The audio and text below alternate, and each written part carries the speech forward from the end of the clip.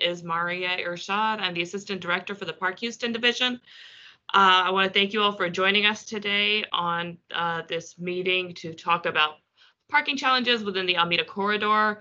I also want to let you all know that we will be recording this meeting and we'll post it online so that you can take a look at it again if you choose to. Also, for any questions or comments, please include them in the chat feature, and Melanie and Kelly are both monitoring that, so they'll let me know of any questions or comments that we may have. I have a short little presentation to do with y'all, and then we'll be taking any questions or answering any, addressing any concerns after that. So with that, let me just quickly introduce the Park Houston team that is on the call with me today. So there's Rami Arafat, Division Manager for Customer Service, Paul Dugas, who is a Division Manager over Special Programs, Melanie Curry, who is our Communication, Outreach, and RPP Program Coordinator, Kelly Frazier, who does just everything around here, keeps everyone in check. And I see Norman Holt, who is our Division Manager over Meter Operations, is on the line with us. And I see that Commander Johnson from HPD has joined us.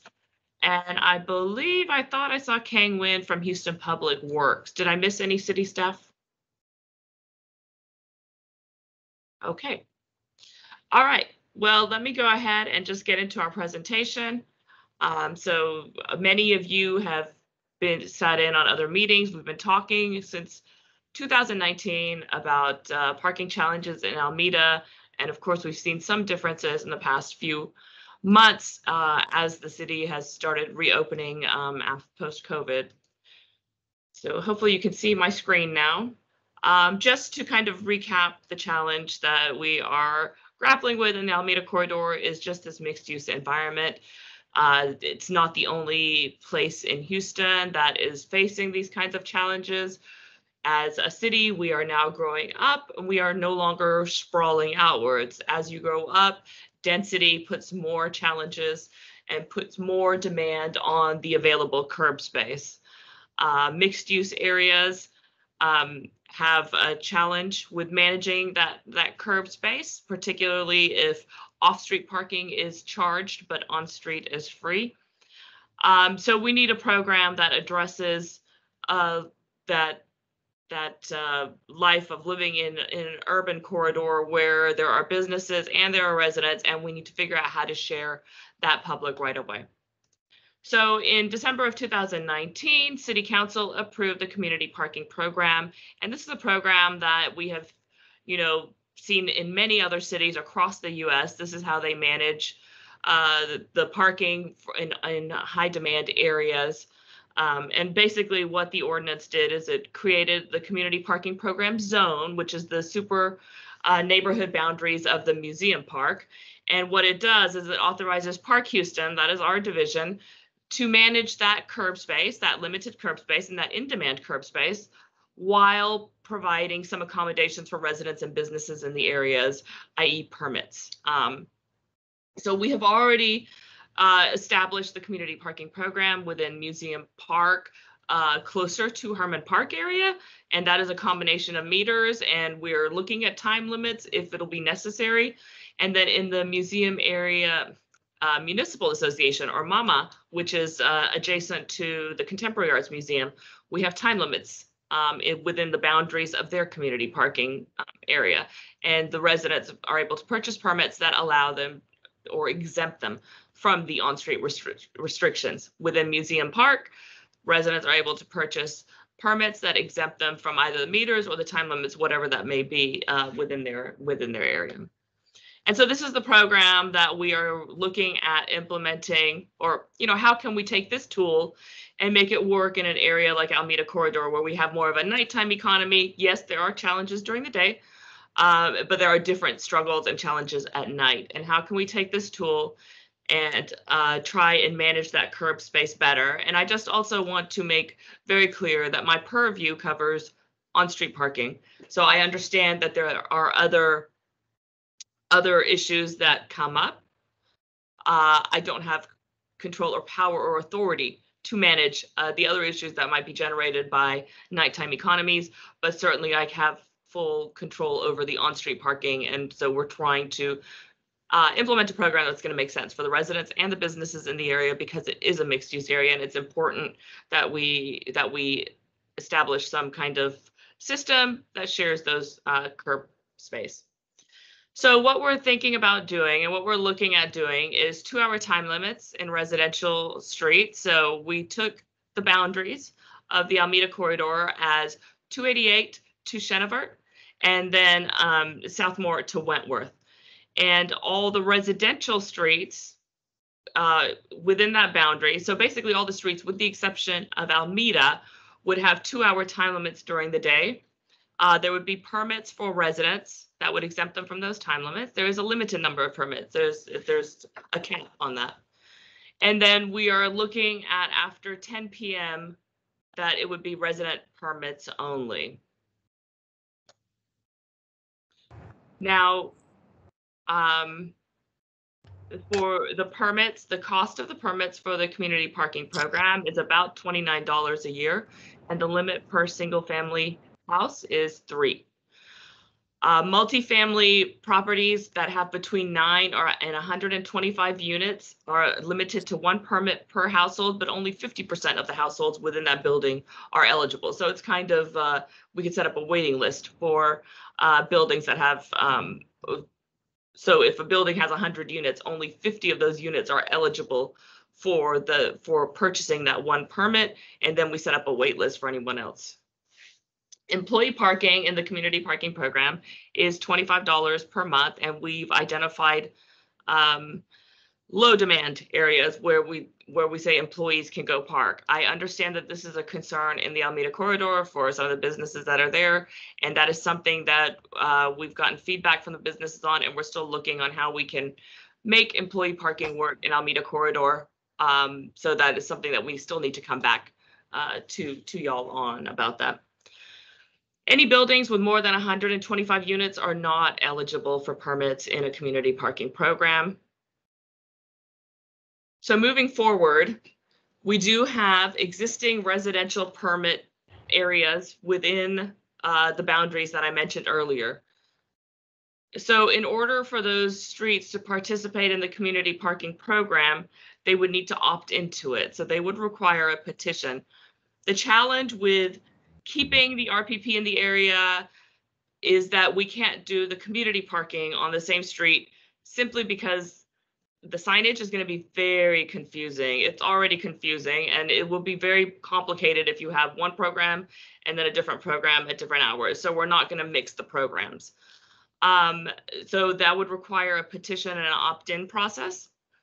And then the RPP would be replaced by community parking program. And like I said earlier, the employee parking, that's a piece that we're looking at, and we're trying to, think about what solutions could be for businesses in the area. We know the Greater Southeast Management District does have some lots over there. And yes, parking is tight in the area. Like I said, Almeda is going to remain unmanaged. We are not going to restrict the parking on Almeda. It would just be the streets that are crossing Almeda where we have folks living that are being impacted by some of the challenges in the area. So a timeline moving forward, I know that everybody would like to know, how we can move forward on this. So one of the first steps is to have a public comment period, which would go until the end of, I think, May 28th. And we're working on getting that site up. It would just be an online forum that we would send the link to you, so you could provide feedback.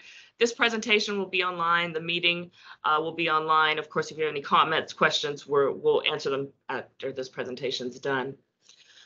Should the public comment period move forward and we have, a good consensus on what the and feedback from the stakeholders, we can start deploying signage, issuing permits, and issuing warnings in kind of the June, July timeframe, with actual enforcement starting in August. It is a lot of signs to put out there. So we do need a little bit of time, because we do have oversight over parking within the entire city of Houston. And there are other areas that we're looking at too. So resources is a consideration that we had to take into our thoughts when we're planning to move forward. So September 2021, we'd have active enforcement, in a perfect world where everything goes right, goes well in our timeline. With that, let's see, I'm going into the chat box to see if I have any questions. Let's see. Isn't Washington Corridor Community Parking Plan resident only in the surrounding blocks? No, it is not only residential permits in the surrounding blocks. They just follow the petition process over there. North of Washington, actually, they have no residential permits. So during the daytime, it is open parking in Washington. At night, there are some streets there where the residents have opted for RPP, and they have implemented it. And so this would be very similar. As the daytime, the parking is a little bit more restricted than Washington. We're offering time limits during the day. There are other businesses in the area that would be using that parking, that have a right to use that parking. But we are recommending that due to the nighttime economy, that it be restricted for residents only in response to the nighttime economy. So it's similar to Washington, but not exactly the same. Okay, I think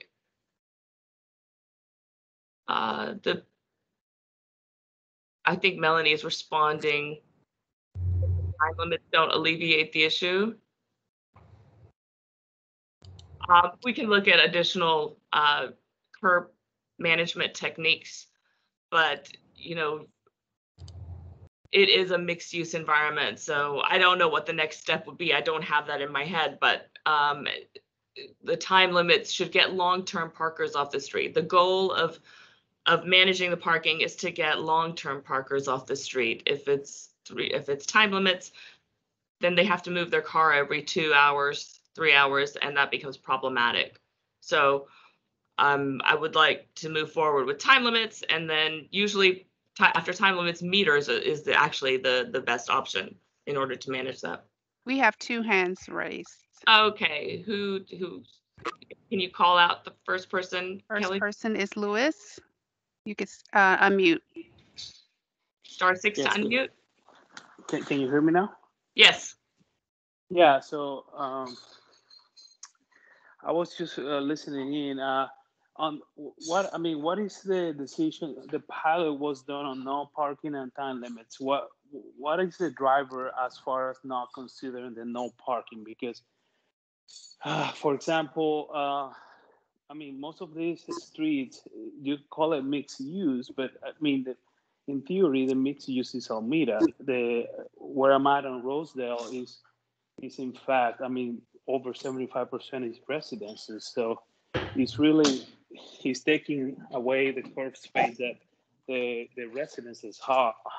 So I'd like to hear about what those decisions, pros and cons that you consider. That's one. And then the second is that I don't know how long ago, probably 2 years ago, something like that, we did try to submit a revision to our RPP, and it wasn't considered, or was rejected at that point, because the CPP was gonna some sort of come in and be better. But honestly, I don't see that being better for us, because honestly, we having issues with parking at all times of the day while the businesses are open, and this also doesn't address trash day. It's so frustrating. Yesterday, honestly, one of the trucks weren't able to pick up the recycle because there were cars in front of it. So this doesn't address that neither. And I've seen on other metropolitan cities where during trash day, nobody can park unless they have a permit. Because whomever has a permit understand and are reasonable enough that they cannot cover the the trash cans and stuff. So it just honestly, from my perspective, this I like to hear why it's not non-parking, because I don't see much of a benefit on added benefit on this, because in addition to, you also want us to make a petition to for the CPP replace our RPP, which I don't see is that. Okay, understood. So again, going back to a mixed use environment, this is not a residential area. It is a mixed use environment. And even on Rosedale, there are other commercial, I think some of the properties there have resulted in Rosedale not even being 75% residential at this point because of purchases made from adjacent property owners.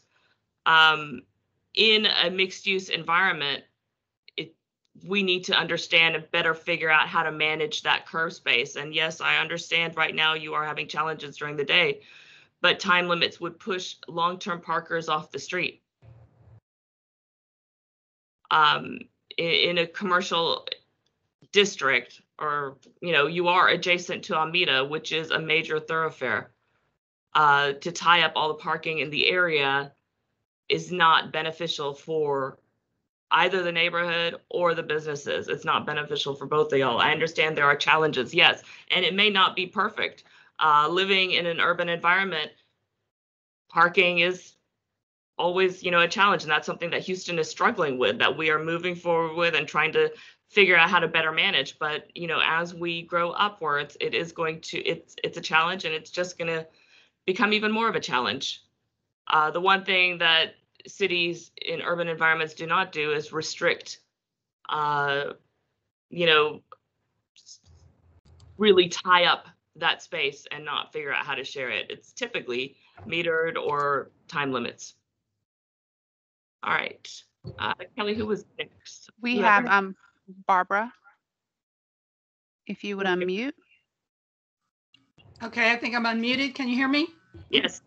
Okay, so Maria, you and Melanie both know how involved I was with Museum Park as we did this community parking plan to begin with. So, we've always been concerned about Almeda Corridor.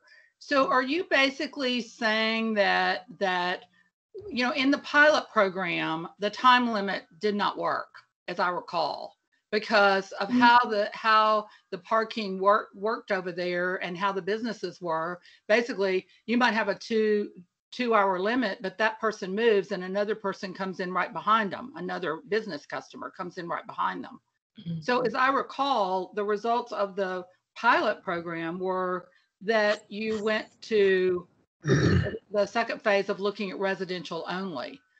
So I guess my question is, if you're saying that you're never going to go to residential only, that the next step would be metered, maybe metered is the best solution right now, because we're starting to see that somewhat over where I live, where, with the construction parking, kind of the same thing.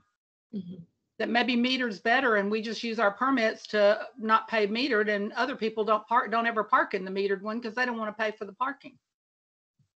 So when we ran the pilots, the time limits, before the pilots ran, we had, I believe it was 5 out of the 8 streets were red because we determined that there was a parking challenge there. With the time limits, I think it only left 1 street that was still red, and I can't remember which one that was, but it did dissipate the occupancy on the data that we saw. Now, what someone sees looking outside their window versus the data that we collect in our license plate recognitions, that can have you can have different perceptions of what that is. But based on the data that we collected, time limits did dissipate the parking challenge, and people did move, and cars did. Maybe I'm not sure where you got your understanding from, Barbara, but it could be that someone was just watching what happens outside their house. But based on the data, it did move the cars. I think I got it from the meeting that you held with the results of the pilot program. And I think the impression that I got was that while cars may move, that other cars came in, other businesses, the customers for other businesses came in and filled in. So the residents really didn't get any relief. But I would be a bigger proponent of putting meters in right away on some of those streets that have the problem, because, you know, I don't think the time limit is necessarily going to help. And, you know, I'd like to see those residents get some relief. Quite honestly, you know, my position on this, that I've thought that Almeda Corridor should have been a top priority as opposed to the third phase. So they're way behind on getting any relief over there. So I would just encourage you to look at putting in meters on some of those streets right now as soon as possible, at least on some of the busier ones where they need that relief. And also, I'd like to see more meters go in, because I think, you know, our parking benefit district for Museum Park only goes to within a few blocks of the Almeda Corridor. And some of our discussions in the initial community parking plan were to have an Almeda Corridor benefit parking benefit district. Yes. And then that way the businesses could start working with Houston Southeast Management, take some of that revenue, could start coming up with some longer term solutions, like, you know, building a parking garage, having, you know, providing a shuttle service, whatever. But at least it would start. I think we ought to start right away looking at a Almeda Corridor parking benefit district, so that they can start utilizing those funds to create long-term relief. Okay. All right. Thank you, Barbara. We have Robert Wilson. Okay. Yes, thanks for allowing me to talk here. This is Robert Wilson. I would like to also, you know, I agree with Barbara here as far as, you know, the 2-hour limit. I don't think that's really going to alleviate the issues that we are seeing. Like she mentioned, you know, we're most likely going to see folks just circling around and then filling those spots as the ones that park there prior to them leave. So I don't think that's really going to solve the issue. I prefer the meter route. I certainly agree with her. They have meters and also permits for the residents that, you know, who want to park out there. I'm sure most of us wouldn't mind spending the $28 per year and be able to at least park there, and also allow our guests to park there. So I certainly agree with that. The other thing is, of course, you know, I feel like there are plenty of paid parking space available around here. I live on Wichita Street, and I see a few paid parking lots available, and they're charging $10 per vehicle, which I believe is just really high for, you know, folks to come there to park, and then even to go pick up something to go. It's really, you know, a high charge. So I think, you know, another thing that could benefit is if the folks that run these parking lots, you know, reduce the price down to maybe $5, or even the restaurant owners, you know, if they have to-go parking spaces for folks to come in and pick up their, you know, food and leave, that would also help alleviate some of the parking issues that we are seeing around here. Okay. All right. Thank you, Mr. Wilson, for your feedback. Next, we have Nadia. Hi, I have a couple of questions. The first one is just to clarify, and I know you probably discussed this already, which streets this would affect, like a list of them. I think in the earlier slide there was something about that. So I wanted to know that, but I also wanted to see, I mean, is there a way that like one side of the street could be resident only on these streets that feed into Almeda? Or is that, I mean, because Almeda itself is going to be available to everyone to park. And if these side streets, if one side was resident only, that might help alleviate some of the traffic and allow for residents to park on the same side of the street. Okay. So the boundaries that we're looking at are from 288 to Chenevert and from Southmore up to Wentworth. And we'll take your comment into consideration about residential on one street. Thank you for your feedback. Next, we have Lewis. Yeah, it's me again. So something else that I wanted to point out is that the enforcement. I mean, you're just adding streets to enforce. I mean, is the city adding personnel as well to be able to cover all this area? Because with the time limit, that is something that need to be considered. There's no question that people need to be added, because I mean, you will not be able to cover the same efficiently, the same adding areas, the same expanded area with the personnel that you have. We already having again on Rosedale, we having enforcement being spotty, because I mean, I guess I don't know the reason for that, but that's very adding interesting time that you limits. say that, because I had a call with the businesses yesterday, and we get accused of being there every minute to tow vehicles. So clearly I'm not going to make all the residents happy, and I'm not going to make all the businesses happy. But if neither of you are happy, then we're probably doing our job. So, Well, it's yeah.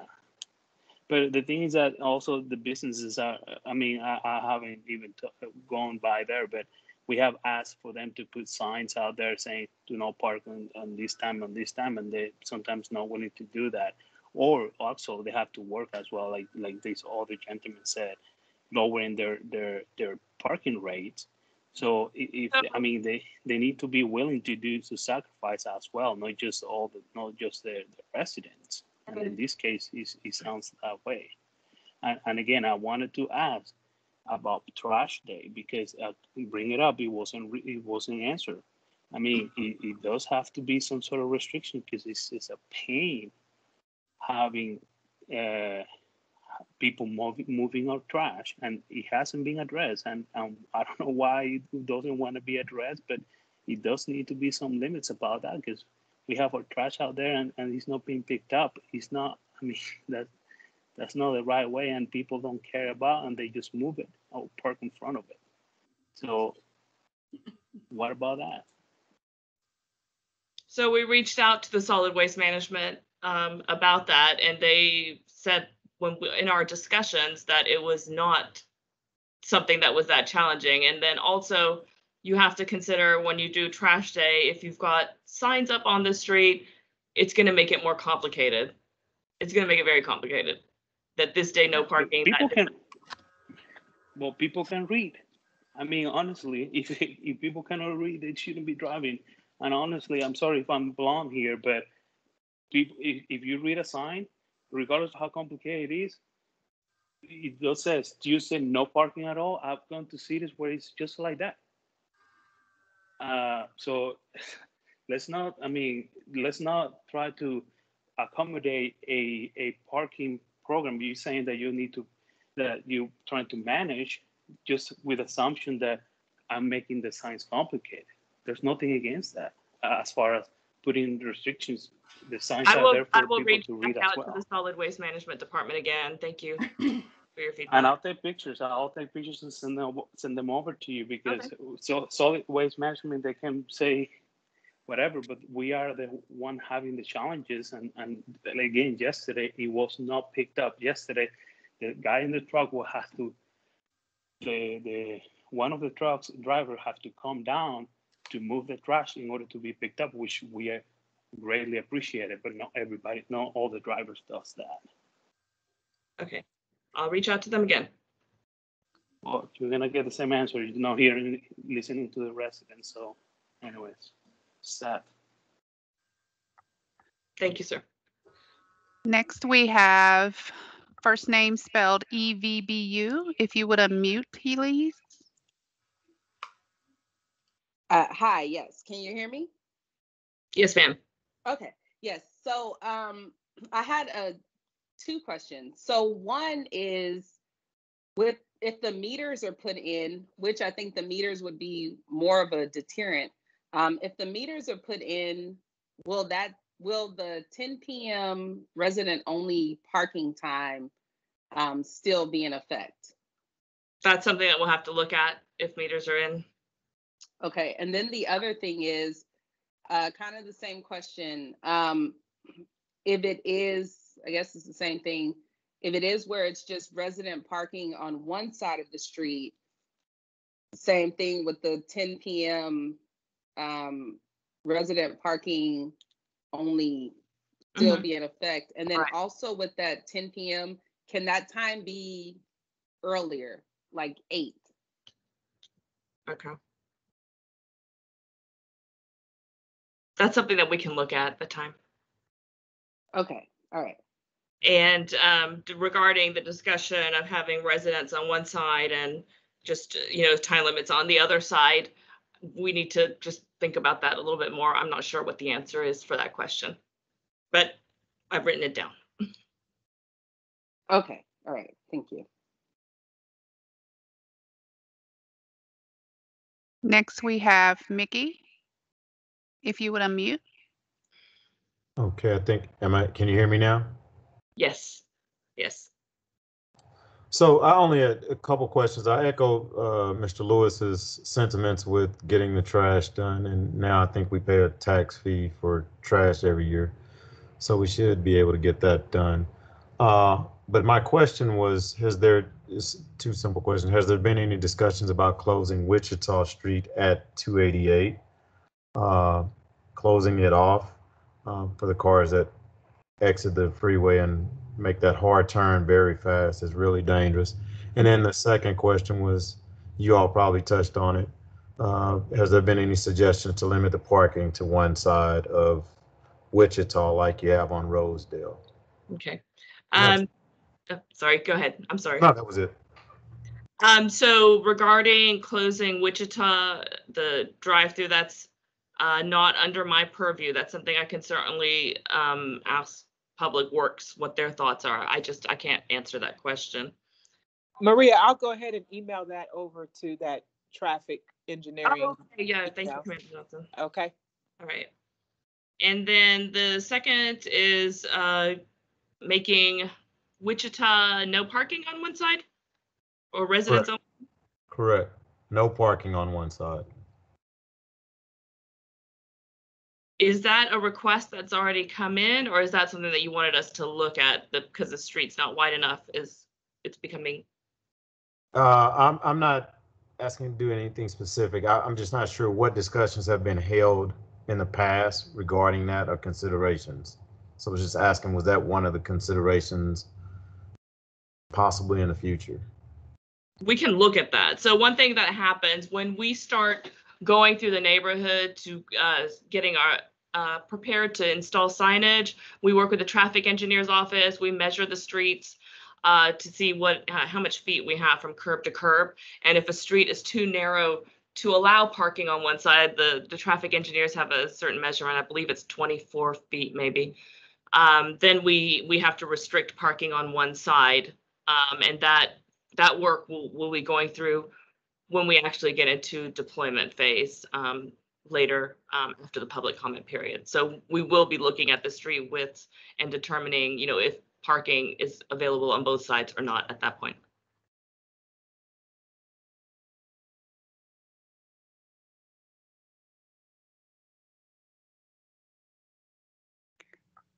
Barbara has her hand raised.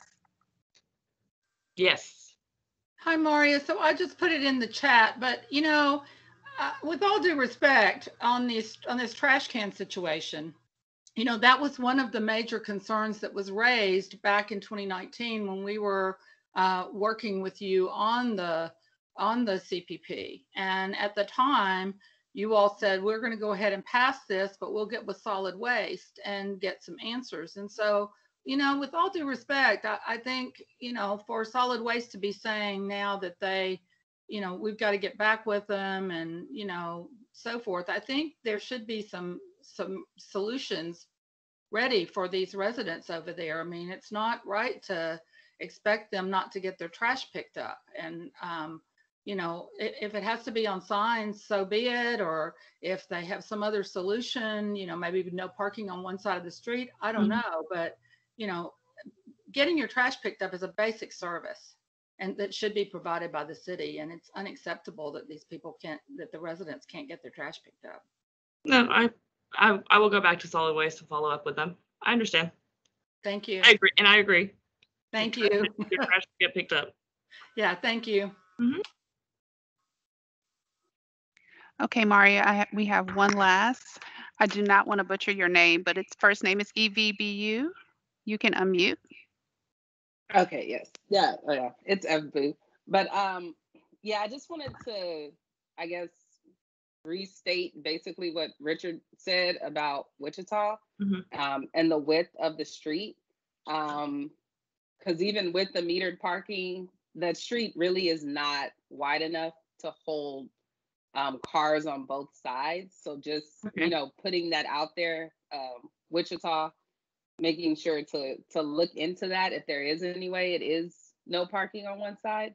And then I saw that Louise had put in the chat about no resident only parking started at 7 p.m. But I guess anytime earlier than 10 would probably be more beneficial to us. And then just the 288 exit onto the feeder street of Wichita, just putting that back out there as well, and seeing if there's any way that can be blocked off or detiered, because that is a hazardous situation. We'll ask Public Works to look at that. Okay. Or Right. it could be TxDOT, I'm not sure. So I don't know who's going to own that, because I know TxDOT has pieces over there and Public Works. So we'll ask someone to do it. Okay. All right. Thank you. Thank you. Maria, we have Kathleen has her hand raised. Oh, okay. Hey, Maria, and all the parking management team. Thank y'all so much for all of your work on this. I appreciate it. A couple questions. So one on Wichita, I'm wondering if that will be impacted by the IH-45 project, because that whole area is being redesigned. So that you're right, it may be TxDOT. But regarding meters versus the 2-hour time limit, will if the residents there prefer meters, should we just make sure that they supply that comment in the public comment during the public comment period? Right. There will be a text box. They can, put in whatever they like. So Awesome. Thank you. And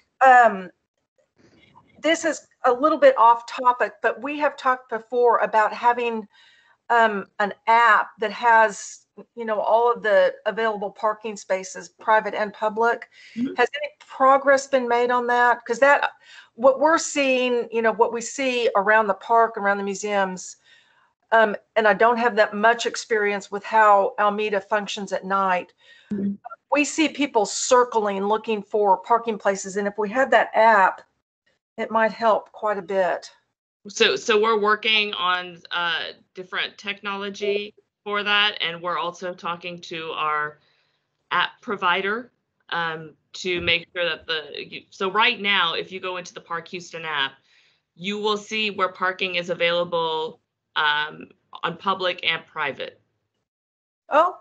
So you can see it, but you don't see availability, which is two different things, right? Oh, you can see that there's a parking garage there. You can probably pay through the app for it. You might see a meter on the street. You could pay through the app for it.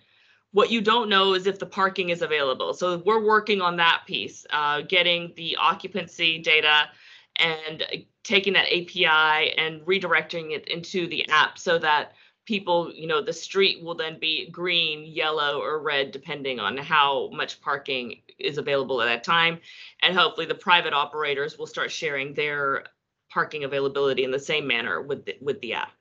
So we're working on it. Right now, you can see the parking. You just don't know if it's available or not. Do you have a timeline for that? Probably mid-2022 or around then. And you're also, all the museums and all of that private parking, you can see that now? I didn't know that. Well, if they are using pay by phone, if they are using the same app, and generally most of the providers use the same app that we use. Okay, that's good. So you won't see everything, but you will see a fair bit of private and of course, all the public.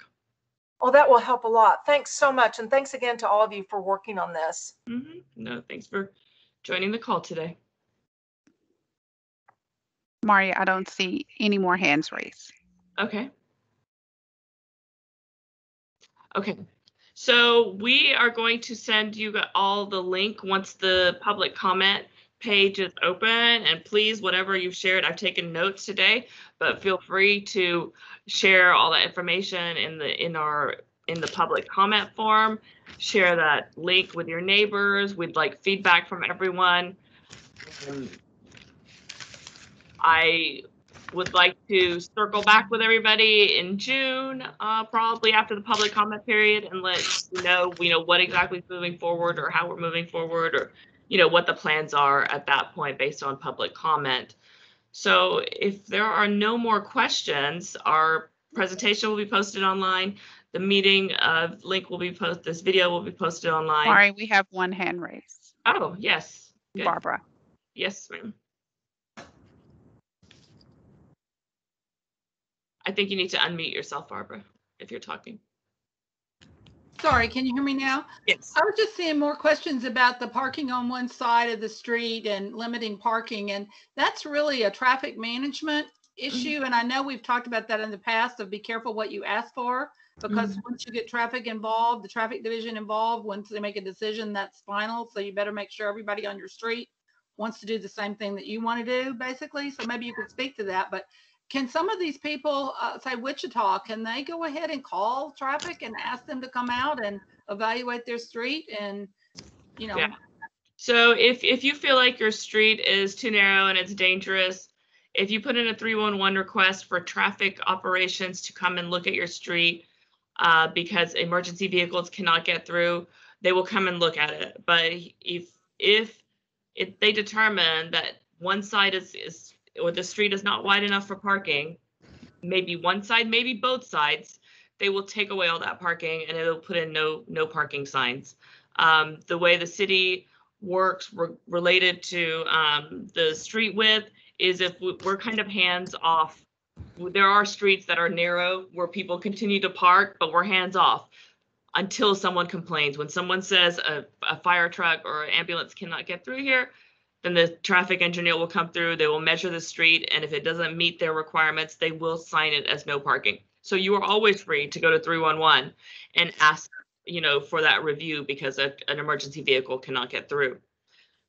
When we talk about making it residential on one side and the other side not, my concern there, and this is, this will happen, is the sides are going to be then you're going to have residents kind of headbutting over which side it goes on, and don't park in front of my house. It becomes a different kind of challenge.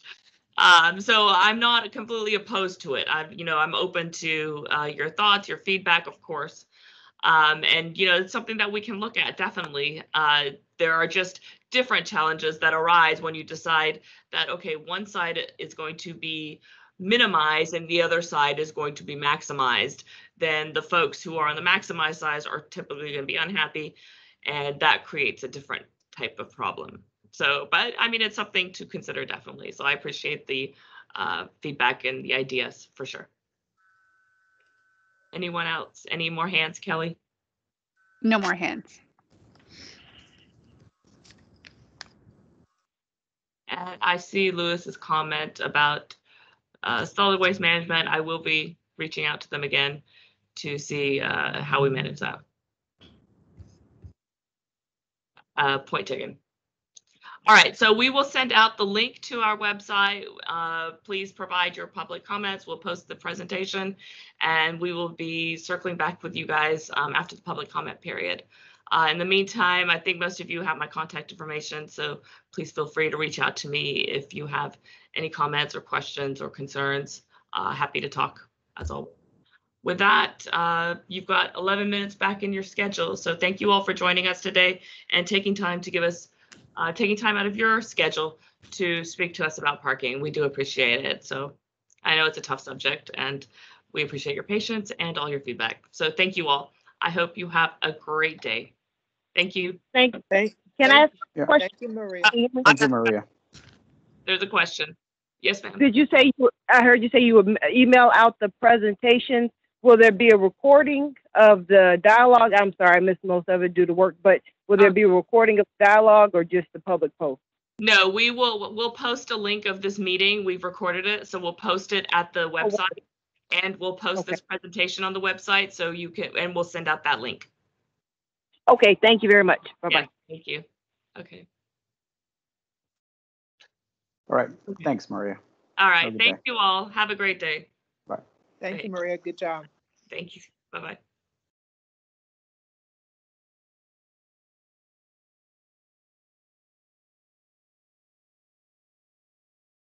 On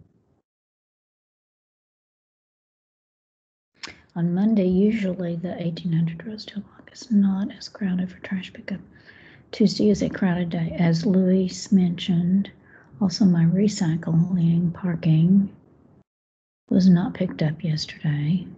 And when I was walking to get my container, there was a business patron that was talking to someone else about moving my container over the grass area